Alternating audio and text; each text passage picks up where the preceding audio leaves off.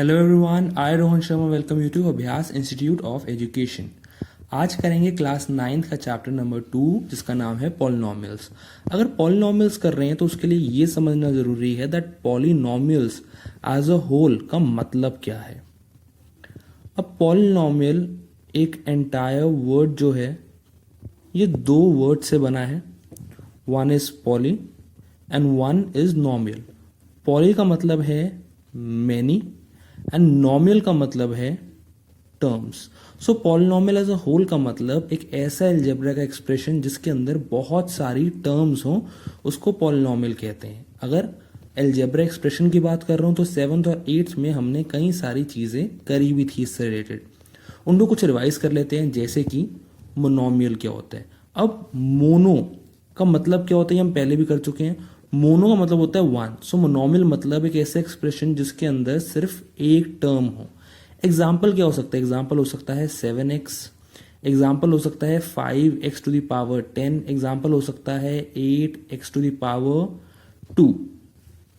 फिर आता है बायनॉमियल। बायनॉमियल क्या है? बाय का मतलब हमने सीखा था that bi means two. So binomial मतलब एक ऐसे एक्सप्रेशन जिसके अंदर दो टर्म्स हो। अब दो टर्म्स एग्जाम्पल क्या हो सकता है? 5x plus 2x to the power 2 या फिर 7x to the power 2 plus 7 या फिर 10x to the power 3 plus 5। वैसे ही हमने ट्राइनॉमियल भी किया था। अब जैसे बाय का मतलब 2, मोनो का मतलब 1, वैसे ही ट्राई का मतलब होता है 3। सो ट्राइनॉमियल का मतलब क्या है? ट्राइनॉमियल मतलब एक ऐसा एक्सप्रेशन जिसके अंदर तीन टर्म्स हो उसको ट्राइनॉमियल कहते हैं। एग्जाम्पल क्या हो जाएगा? एग्जाम्पल हो सकता है 3x to the power 2 plus 5x plus 2 या फिर 5x to the power 10 plus 9x plus 4। अब यहां मैं कह रहा हूं टर्म्स, एक टर्म हो, दो टर्म्स हो, तीन टर्म्स हो। तो यहाँ पे टर्म्स क्या होती हैं? टर्म्स वो चीज होती हैं जो वेरिएबल और कांस्टेंट के कॉम्बिनेशन से बनाई जाती हैं। टर्म्स को हम आइडेंटिफाई कैसे करते हैं किसके अंदर कितने टर्म्स हैं? अब ये हमने 7th में सीखा था दैट जिन चीजों के बीच में प्लस या माइनस आता है वो टर्म्स को अलग अलग करते हैं। जैसे यहाँ पे प्लस आया तो ये दो टर्म्स को अलग कर रहे हैं। वैसे ही यहाँ पे एक और केस हो सकता है 7x minus 20x square plus 5। यहां पे भी तीन टर्म्स है बिकॉज यहां पे एक बार प्लस अलग कर रहे हैं और एक बार माइनस। तो प्लस या माइनस जिनको भी सेपरेट आउट करें वो मेरी टर्म्स बन जाती हैं। जैसे यहां पे तीन टर्म है, एक ये और एक ये 5। आगे चलते हैं। मैंने अभी कहा कि टर्म्स वो होती हैं जो वेरिएबल्स और कांस्टेंट के कॉम्बिनेशन से बनती हैं। तो वेरिएबल और कांस्टेंट के एक बार मतलब समझ लेते हैं। वेरिएबल क्या होता है? वेरिएबल वो जिनकी वैल्यू फिक्स नहीं है, जैसे कि a, b, c till x, y and z। वैसे ही कांस्टेंट क्या होते हैं? कांस्टेंट वो जिनकी वैल्यू फिक्स्ड होती है। 1, 2, 3, 4, 100, 1000 टिल इन्फिनिटी। ये सारे मेरे कांस्टेंट होंगे बिकॉज इनकी वैल्यू हर केस में फिक्स्ड रहेगी। अब वैसे एक और चीज रिवाइज करते हैं, कोफिशिएंट क्या है? कोफिशिएंट का बेसिक मतलब होता है जो भी मेरे वेरिएबल के साथ न्यूमेरिकल वैल्यू एसोसिएटेड होती है उसको मैं कोफिशिएंट कहता हूं। जैसे कि अगर मैं सिर्फ एक टर्म लूं 7x स्क्वायर और मुझे सिर्फ ये बताना है कि इस पूरे केस में मेरा कोफिशिएंट क्या है, तो यहाँ पे न्यूमेरिकल वैल्यू क्या है, कांस्टेंट क्या है? यहाँ पे न्यूमेरिकल वैल्यू है ये 7। तो ये मेरा कोफिशिएंट है। तो यहाँ पे कोफिशिएंट क्या हो गया? वो हो गया 7। लेकिन अगर यहीं पे मेरे दो टर्म्स हो जाते हैं, जैसे कि 2x square plus 5x, 2x square plus 5x, तो यहां पे दोनों का मैं अलग अलग लिखूंगा।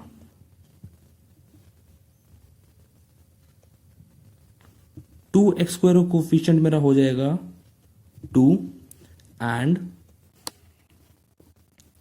5x में मेरा कोफिशिएंट हो जाएगा 5। वैसे ही अब एक और चीज देखते हैं दैट डिग्री क्या होता है। अब कोफिशिएंट हमने पहले किया हुआ था लेकिन डिग्री एक नया कॉन्सेप्ट है, तो ध्यान समझेंगे। डिग्री का मतलब क्या है? डिग्री मतलब जो भी मेरा एक्सप्रेशन दिया हुआ है उसमें जो मेरी हाईएस्ट एक्सपोनेंशियल पावर होगी वो मेरी डिग्री कहलाएगी।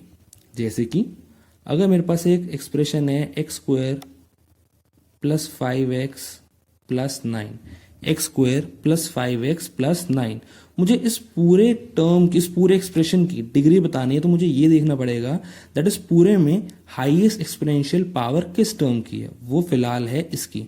तो इसकी डिग्री क्या होगी, इसकी डिग्री हो गई 2। वैसे ही अगर मैं लिख दूं x to the power 10 plus x to the power 100 minus x to the power 150 और इस पूरे एक्सप्रेशन की मुझे डिग्री बतानी है, तो यहां पे किस टर्म की हाईएस्ट पावर है, इसकी क्या पावर है 150। सो इस पूरे एक्सप्रेशन की डिग्री हो गई 150। सो आई रिपीट, डिग्री क्या होती है, पूरे एक्सप्रेशन की जो हाईएस्ट एक्सपोनेंशियल पावर होती है उसको डिग्री कहते हैं। अब आगे चलते हैं, एक्सरसाइज 2.1 में आते हैं एंड वहां पे क्वेश्चन नंबर 1 से डील करते हैं अभी के लिए। यहाँ पे मुझे बताना क्या है, यहाँ पे मुझे बताना है दैट गिवन एक्सप्रेशन में से कौन कौन से पॉलिनोमियल्स हैं एंड कौन से पॉलिनोमियल्स नहीं हैं। लेकिन मुझे सिर्फ पॉलिनोमियल्स ही नहीं, मुझे पॉलिनोमियल्स इन वन वेरिएबल बताने हैं। अब पॉलिनोमियल इन वन वेरिएबल अगर बताने हैं तो पहले ये सीख लेते हैं दैट पॉलिनोमियल्स होते क्या हैं, या पॉलिनोमियल्स होने के लिए क्या कंडीशन जरूरी है। पॉलिनोमियल होने के लिए ये कंडीशन जरूरी है दैट जो उनकी पावर होगी, जो उनकी एक्सपोनेंशियल पावर होगी, वो एक होल नंबर होनी चाहिए। होल नंबर क्या होता है, 0, 1, 2 से लेके इनफिनिट तक मेरे होल नंबर है, लेकिन स्टार्ट 0 से होते हैं। तो पॉलिनोमियल्स होने के लिए ये जरूरी है दैट वेरिएबल्स, हर एक वेरिएबल की पावर मेरी होल नंबर हो। तो यहां पे मुझे बताना है कौन कौन से पॉलिनोमियल्स इन वन वेरिएबल हैं और कौन कौन से नहीं हैं। स्टार्ट करते हैं फर्स्ट पार्ट से। 4x square minus 3x plus 7, क्या ये मेरा पॉलिनोमियल है? The answer is yes. क्यों? बिकॉज यहां पे सबकी पावर एक होल नंबर है। ये मेरा कांस्टेंट पॉलिनोमियल है, इसकी पावर 0 लेते हैं। क्यों लेते हैं ये क्वेश्चन नंबर 3 में देखेंगे। इसकी पावर हो गई 1 और इसकी पावर हो गई 2। सो एज अ होल ये पूरा एक पॉलिनोमियल इन वन वेरिएबल है। अब थर्ड पार्ट पे आते हैं, 3√t प्लस t√2, क्या ये मेरा पॉलिनोमियल है? अगर मैं इसको सिंप्लीफाई करूं तो मैं इसको लिख सकता हूं in the form 3t power 1/2, क्योंकि यहां रूट है तो power 1/2 plus t√2।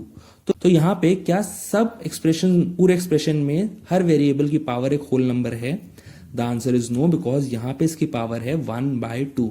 So as a whole ये पूरा एक्सप्रेशन मेरा पॉलिनोमियल नहीं है। रीजन क्या लिखेंगे? रीजन लिखेंगे because as the power of t is not a whole number, hence the entire expression is not a polynomial. अगले पे आ जाते हैं y plus 2/y। अगर इसको भी सिंप्लीफाई करें तो I can write it as 2y plus 2y power -1, क्योंकि यहां भी पावर -1 आ गई जो एक होल नंबर नहीं है। सो इसका आंसर भी हो गया no, it is not a polynomial as the power of y is not a whole number. अब फिफ्थ पे आ जाते हैं, x to the power 10 plus y to the power 3 plus t to the power 50, क्या ये मेरा polynomial है? Yes, ये मेरा पॉलिनोमियल है। बट क्वेश्चन वाज आस्किंग कौन कौन से पॉलिनोमियल्स इन वन वेरिएबल है, तो क्या ये पूरा मेरा पॉलिनोमियल इन वन वेरिएबल है? The answer is no, it is not a polynomial in one variable. I repeat, ये पूरा एक्सप्रेशन मेरा पॉलिनोमियल तो है लेकिन पॉलिनोमियल इन वन वेरिएबल नहीं है, इसलिए आंसर आ गया नो। आई होप ये आपको इजी लगा होगा। आगे चलते हैं, क्वेश्चन नंबर 2 पे आते हैं। क्वेश्चन नंबर 2 क्या कह रहा है? क्वेश्चन नंबर 2 मुझे कह रहा है दैट मुझे कोएफिशिएंट्स बताने हैं x स्क्वायर के। एक स्पेसिफिक चीज दी हुई है दैट मुझे पहले आइडेंटिफाई करना होगा कौन सा x स्क्वायर का टर्म है और फिर मुझे उनके कोएफिशिएंट्स बताने हैं। एक एक करके चलते हैं। फर्स्ट पार्ट पे आते हैं, 2 plus x square plus x. अब पहले मुझे ये आइडेंटिफाई करना है दैट यहाँ पे एक्स स्क्वायर की टर्म कौन सी। यहाँ पे एक्स स्क्वायर की टर्म है सिर्फ और सिर्फ ये एक्स स्क्वायर। तो इसका कोफिशिएंट क्या है? क्योंकि कुछ नहीं है तो हम कोफिशिएंट मान लेते हैं उसका 1। आगे चलते हैं सेकेंड पार्ट पे, 2 minus x square plus x. यहां पे एक्स स्क्वायर वाली टर्म कौन सी है? Minus x square. तो इसका कोफिशिएंट क्या होगा? इसका कोफिशिएंट होगा -1। क्यों? बिकॉज यहाँ पे प्लस नहीं, यहाँ पे माइनस है। तो अगर मेरे को इसको स्टैंडर्ड फॉर्म में लिखना होगा तो मेरे को लिखना पड़ेगा plus minus 1x² plus x। इसीलिए इसका कोफिशिएंट 1 ना होके -1 है, जो मैंने लिख दिया है। आगे चलते हैं।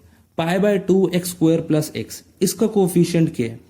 इसका कोफिशिएंट बहुत सिंपल सीधा π/2 है। आगे चलते हैं। Fourth, √2x-1। अब इस पूरे एक्सप्रेशन में मेरे पास कोई भी टर्म x² की है ही नहीं, तो मैं इसको लिख सकता हूं in the form 0 multiply by x² plus √2x-1। अब ये मैंने क्यों लिखा? बिकॉज इसको मैं वापस इसी फॉर्म में लिखता हूं, anything multiply by 0 is 0 itself. तो इसका कोफिशिएंट यहाँ पे x² का हो गया 0। आई होप आपको यहां तक इजी लगा होगा। आगे चलते हैं। क्वेश्चन नंबर 4 पे आते हैं, जहां पे मुझे गिवन पॉलिनोमियल्स की डिग्री बतानी है। Degree, I repeat, highest power होती है पूरे एक्सप्रेशन की। तो अगर यहां बात करें 5x³ plus 4x² plus 7x, यहां पे हाईएस्ट पावर क्या है? यहां पे हाईएस्ट पावर है मेरी 5x³ की। इसकी डिग्री क्या हो गई? इसकी डिग्री हो गई 3। आगे चलते हैं अगले पार्ट पे। 4 माइनस y², यहां पे हाईएस्ट पावर क्या है? यहां पे हाईएस्ट पावर y की है, क्या है? 2। इस पूरे एक्सप्रेशन की डिग्री हो गई मेरी 2। अब इस पे आते हैं, यहां पे कोई वेरिएबल है ही नहीं। अभी मैंने कहा था दैट इनको कांस्टेंट पॉलिनोमियल कहते हैं और इनकी डिग्री मानी जाती है एज 0। क्यों? अब समझते हैं, थोड़ा ध्यान समझिएगा। 3 है तो मैं इसको लिख सकता हूं एज 3x⁻0। x⁻0 क्यों? बिकॉज एक्सपोनेंशियल पावर में हम 8th क्लास में सीख चुके हैं दैट x⁻0 और anything to the power 0 is 1। So मेरा रिजल्ट वापस आ जाएगा 3 into 1 which gives me 3 itself. तो सेम चीज हो जाएगी। तो मैं इसको लिखता हूं 3x⁻0, x की पावर हो गई 0, तो इसकी डिग्री भी हो गई 0 इटसेल्फ। अब एक बार डिग्री समझ लिया तो एक कॉन्सेप्ट और समझते हैं। आई होप काफी लोगों को आता होगा, बट एक बार जल्दी से रिवाइज कर लेते हैं। Linear, quadratic and cubic polynomial में डिफरेंस करते हैं। लीनियर पॉलिनोमियल क्या होता है? लीनियर पॉलिनोमियल वो पॉलिनोमियल होता है जिसकी degree highest power is 1 itself.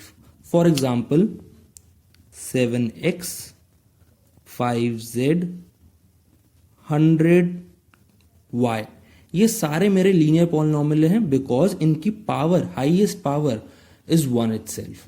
आगे आ जाते हैं क्वाड्रेटिक पॉलिनोमियल। क्वाड्रेटिक पॉलिनोमियल कौन से होते हैं? जिसकी डिग्री यानी कि highest power is 2। For example 5x² plus 2 या फिर 3x² प्लस 5x। लास्ट वाले पे आते हैं क्यूबिक पॉलिनोमियल। क्यूबिक पॉलिनोमियल क्या चीज है? क्यूबिक पॉलिनोमियल वो पॉलिनोमियल है, वो एक्सप्रेशन है मेरा जिसकी degree highest power is 3। Example क्या हो सकते हैं? इसके एग्जाम्पल हो सकते हैं 7x³ प्लस 2x² प्लस 5 या फिर 10x² प्लस 5x⁻3। यहां पे भी हाईएस्ट पावर 3 है, सो इसकी डिग्री हो गई 3। सो ये मेरा हो गया एक क्यूबिक पॉलिनोमियल। इसी से रिलेटेड मेरा 5th क्वेश्चन है। मुझे यहां पे आइडेंटिफाई करना था गिवन पॉलिनोमियल्स में से मेरा कौन सा क्यूबिक है, कौन सा क्वाड्रेटिक है और कौन सा लीनियर पॉलिनोमियल है। फर्स्ट वाले पे चलते हैं। x माइनस x⁻3, ये मेरा क्या है? ये मेरा है एक क्यूबिक पॉलिनोमियल। क्यों? बिकॉज इसकी डिग्री यानी कि हाईएस्ट पावर इज 3। सो क्या चीज है ये है मेरा क्यूबिक पॉलिनोमियल। आगे चलते हैं। y प्लस y² प्लस 4, ये क्या है भाई? हाईएस्ट पावर है 2, सो डिग्री हो गई 2। डिग्री हो गई 2 तो वो मेरा हो गया क्वाड्रेटिक पॉलिनोमियल। सो ये मेरा क्या हो गया? ये हो गया मेरा क्वाड्रेटिक पॉलिनोमियल। आगे चलते हैं 5th पार्ट पे। 3t पावर है 1, मतलब डिग्री हो गई 1, so it is a linear polynomial. आगे चलते हैं और लास्ट पे आते हैं 7x⁻3। पावर है 3, डिग्री है 3, सो ये भी मेरा हो गया क्यूबिक पॉलिनोमियल। आई होप आपको यहाँ तक समझ आया होगा। यहाँ पे हमारी फर्स्ट एक्सरसाइज ओवर होती है एंड मैंने सारे क्वेश्चन नहीं किए हैं, सारे पार्ट्स नहीं किए हैं, ताकि आप लोग खुद भी कुछ प्रैक्टिस कीजिए। If you have any doubts please let me know. यहाँ पे हमारी फर्स्ट एक्सरसाइज खत्म हो रही है। नेक्स्ट वीडियो में आपको सेकेंड एक्सरसाइज सिखाई जाएगी। Thank you.